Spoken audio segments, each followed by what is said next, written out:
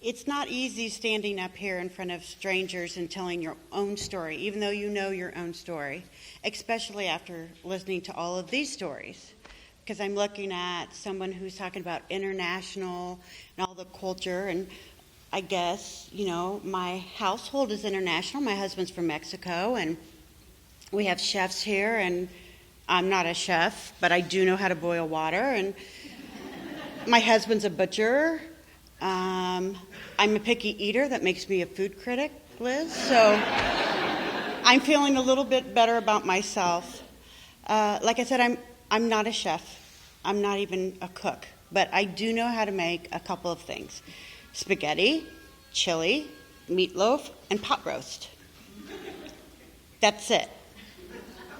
Till about 5 or 6 years ago, I added tamales, of all things, to the list of things I know how to make. And tamales are not easy to make. But we're going to get back to tamales in a minute, because before tamales came Fernando. Fernando is my husband. Mary, that's the short Latino behind you.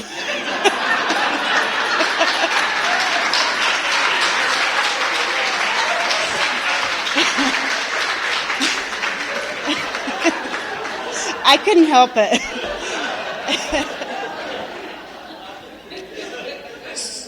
So, when I was in my mid-30s, I was divorced, and I was working in international school, and I spoke Spanish. I had gone back to learn Spanish to school because I, like Mary, was watching the Latino population really boom. And I loved the language. I loved it in high school, but there was nobody here to speak it. So I lost all ability. I went back to school, and I ended up working at international school. And there was an immersion program. And these kids in second grade were running circles around me in Spanish. And I was talking to the only American teacher in the immersion program, and I said, I want to go somewhere where I have to speak Spanish. If I'm hungry, I better figure it out. I want to be immersed like these kids. And she said, oh, I lived in Mexico. I'll call my family. So 3 days later, she came back and said, I called my family, and they said, send you. And so I was like, great. So like a lot of things that I find myself in life that I do, I get these good ideas, or I make a quick decision and go, sure, I'll do it. You want me to talk in front of strangers? Sure, I'll do it. And I don't realize till I'm doing it, like, what the hell was I thinking? So I'm going to go to Mexico. And so I am maybe a size 5, little blonde. I got on a plane and flew to Mexico City by myself, walked from the airport to the bus stop, which wasn't the bus station, which wasn't that far away, got on a bus, and spent an hour and a half on the bus to meet a family that I had never met, that I was going to be living with. And I had one of those, oh crap, what was I thinking moments on the plane, on the bus, and at the bus station when I arrived, when I got there before they did, and I didn't even know who I was looking for. But the family was amazing, and I still talk to them today. When I lived there, they introduced me as their family member. I loved Mexico. I stayed for about 4 to 5 months. Each summer, they let me stay at the school I worked for, kind of leave before summer break and stay after. So it was about 4 or 5 months, 4 years in a row. So a little under 2 years of living in Mexico. And love the culture, love the people. The language, did not love the food. I'm a really picky eater. I didn't trust the food. They're not always big fans of refrigerating meat. And so I had my family take me to Walmart every week, and I lived off ramen noodles, peanut butter and jelly on white bread, and bottled water, and the big bucket of Neapolitan ice cream. And you all know which one I'm talking about. But when you get to Walmart or a store that you know when you're in a country and you're afraid to eat the food, I mean, Neapolitan ice cream or peanut butter and jelly, it's like, yes. And that's what I survived on every day. I would eat the same thing.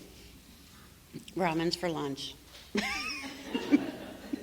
Peanut butter and jelly saved for dinner.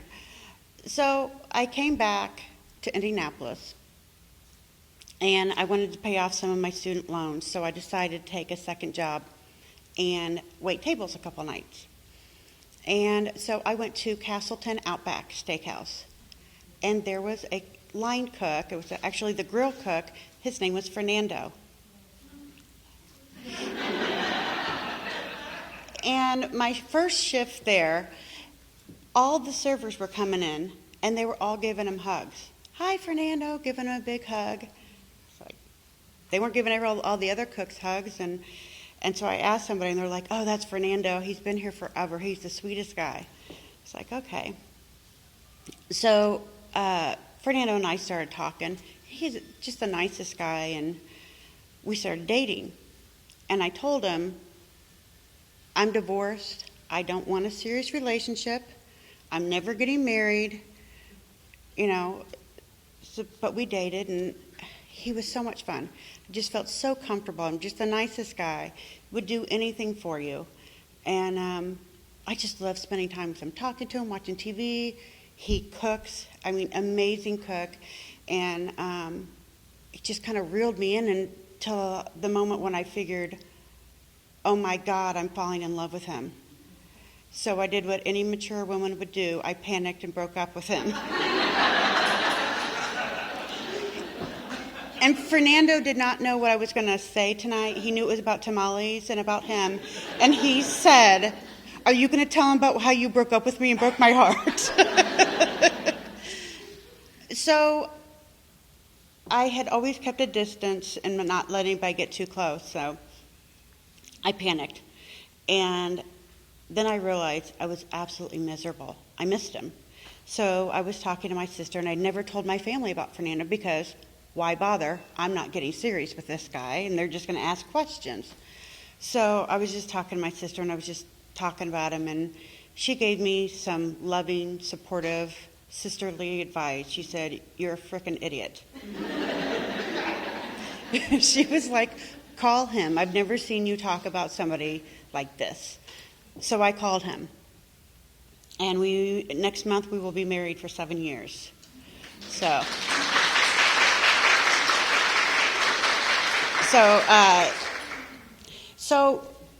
right off when Fernando and I got back together and all, one of the things that we love to do is entertain. We love to have people over for dinner. Fernando does the cooking, as requested by the guest. And people would eat his food, and he'll make homemade chicken parmesan and, pound the chicken out and make his own breading and just everything. And people kept saying, you should open your own restaurant. And we kept going, nope, because we wouldn't have a life. And so people kept bringing it up. And we kept saying, no, no, no. So one day, one of my friends said, have you thought about a farmer's market? And I said, well, no, I haven't. So I talked to Fernando, and one day we went to the Fisher's Farmers Market. And we walked around, and we thought, one day a week? I mean, we used to work in the restaurant business, It's a life decision when you work in the restaurant business. It's not a 9-to-5 kind of deal with weekends off. So we thought, Saturday mornings. And so then the decision was, what are we going to make? So I said, well, Fernando, I want to make something different, something that people can't just go to the grocery store and get. And he said, oh, how about tamales? And I went, oh, okay. And he said, you've not tried a tamale, have you? And I was like, I have not. I really didn't know what they were. I didn't know what a tamale was. I said, I've seen them in a glass jar. And he said, that's not a tamale. So Fernando made me a tamale. And I tried it. And so I kind of hyped myself up like, okay, no matter what, act like it's good. Don't spit it out. Don't. And I tried it, and it was like, oh my God, this is good. I'm like, that's what a tamale is. I couldn't believe it. So I'm like, okay, tamales. And I said, and your salsa? And he said, no, not the salsa. Everybody makes salsa. And I was like, no, but your salsa is really good. So that's what we did, tamales and salsa. So we started selling tamales and salsa at the Fisher's Farmers Market. And within 3 weeks, we were selling 500 tamales and 1,500 ounces of salsa in 4 hours. And that's what we cut it off at. Because there's 2 of us. And for those of you who do not know the process of making a tamale, a real tamale, is you take a huge pot and you put whole chickens and you boil them. And then you debone them. And then you use the broth to make the masa, which is almost like a dough. So you have to work it like you're kneading bread. And then you have to make sauces homemade. And then when you get all of the filling and all of the masa made, you take a corn husk and you put it in your hand and you smear the masa on there and you put the filling and you fold every single one of them. So if you're making 500 tamales, it's an all-nighter. So we would go to our commercial kitchen on Friday night around 11 o'clock at night, and we'd have the fillings already made. We would put the tamales together and then steam them, and we would leave the kitchen at 7 o'clock in the morning and get to the farmer's market at 7 to set up. 8 o'clock we would open. Noon we would close. We would tear everything down, and then we'd have to wash everything up and put everything away. So about 3 o'clock in the afternoon, and we both work other jobs. So this was our day off. So usually about 3 o'clock in the morning, either he or I would look at each other and say, what are we thinking? Why are we doing this? We're killing ourselves doing this. But when we were at the farmer's market, we usually found 2 types of customers. Ones that were like me, who had never had a tamale, and we got to see the look on their face when they tried it, or people like Fernando, who grew up on tamales. And we would have people say, oh, I'm from Arizona. Are these real tamales? And they would try them, and they would tell us these stories. Oh, this reminds me of my grandma, or this reminds me of my family. And there's a tradition when you make tamales. You usually have the whole family over, and you talk, and you make almost an assembly line, and you make your tamales. And everybody talks and chats and jokes around, and they're laughing. And that's what Fernando and I did. And so when he told me that was the tradition, I was like, well, that's what we're doing. And that's one of the things I love about making tamales is the time I got to spend with Fernando. So Fernando once told me, you know somebody loves you or cares about you if they make you tamales. Which is true, because you're not going to go through that whole process for somebody you don't care about. So when I thought about putting the story together, what I was going to talk about, it gave me time to do something I think most of us don't do anymore, and that's reflect back on your decisions, your life decisions. And we don't do that enough. And I got to thinking, it was like, there's so many times where I made decisions just on a whim, my gut decision, and I just went. I got on a plane to Mexico in my mid-30s. In Mexico City, one of the most violent cities. Hey, sure, I'll go to Mexico City. I made tamales. Why was I making tamales? And how did my path and Fernando's path meet? And how did I learn Spanish before I met Fernando? And when I was in Mexico, I was 6 hours away from his hometown, and he was in Indianapolis, in my hometown. I don't know. Is it luck? Is it coincidence? Is it fate? Is it divine intervention? I'm just glad that it happened, and I'm glad that I am here where I am. And I'm thankful that all of you let me share my story with you.